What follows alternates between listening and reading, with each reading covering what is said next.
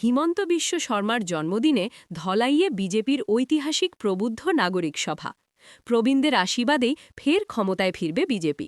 আত্মবিশ্বাসী বিধায়ক নিহার রঞ্জন দাস। মুখ্যমন্ত্রী ড হিমন্ত বিশ্ব শর্মার জন্মদিনে ধলাইয়ে বিজেপির এক ঐতিহাসিক প্রবুদ্ধ নাগরিক সভা, যেখানে রাজনৈতিক শক্তির পাশাপাশি সামাজিক দায়বদ্ধতার বার্তাও তুলে ধরা হয়েছে।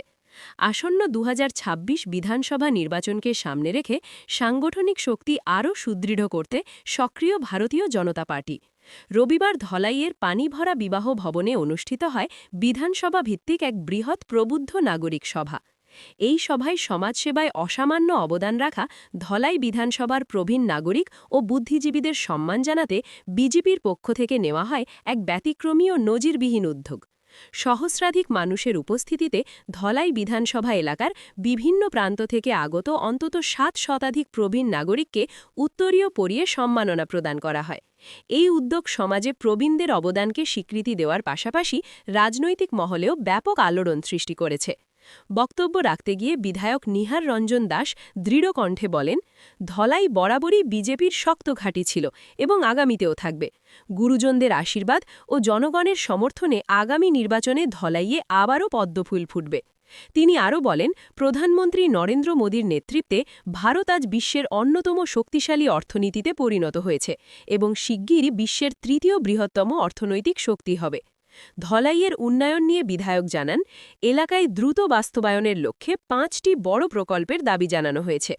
মডেল ডিগ্রি কলেজ, আধুনিক সিভিল হাসপাতাল, ধলাইকে পৌরসভায় উন্নীতকরণ, সার্কেল অফিস, একটি আইটিআই স্থাপন। নির্বাচনী প্রভারী পুলক দাস বলেন, রাজ্যে পুনরায় বিজেপি নেতৃত্বাধীন সরকার গঠন হবে, এ নিয়ে কোনো সন্দেহ নেই। অন্যদিকে নির্বাচনী আহ্বায়ক সীতাংশু দাস দলীয় ঐক্যের উপর জোর দিয়ে বলেন, ঐক্যবদ্ধ থাকলে ধলাইয়ে বিজেপির জয় নিশ্চিত।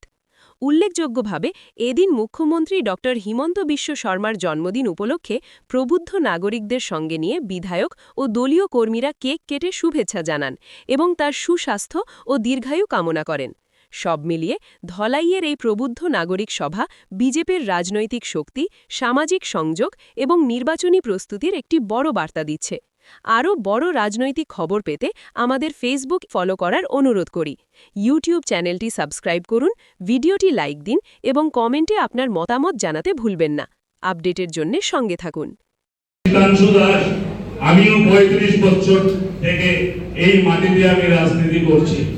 মাটি, গাছপালা, এই বাতাসের সঙ্গে সীতাংশু দাসের সম্পর্ক আছে। ওদিকে আজকের দিনেও সীতাংশু দাস আপনাদের আশীর্বাদে, আপনাদের প্রচেষ্টায় আমি ভারতীয় জনতা পার্টিতে কাজ করতে পারছি। এই দিক আপনারা চেষ্টা করবেন। বাকি এখানে যে বিরোধী দল যে আছে, বিরোধী দল আমাদের কাছে এখানে কিচ্ছু না। বিরোধী দল ভাবছে যে বাই ইলেকশনে যেটা হয়েছিল কোনো অবস্থাতে সেটা হবে না। ৩০,০০০-এর ভিতর বিরোধী দলের ভোট থাকবে, আর বিরোধী দলের ভোট নাই। কিন্তু ভারতীয় জনতা পার্টির বাকি যে ভোট আছে সেই ভোটে কিন্তু অন্তর্জাতের প্রচেষ্টা হবে। সবাই সতর্ক থাকবে।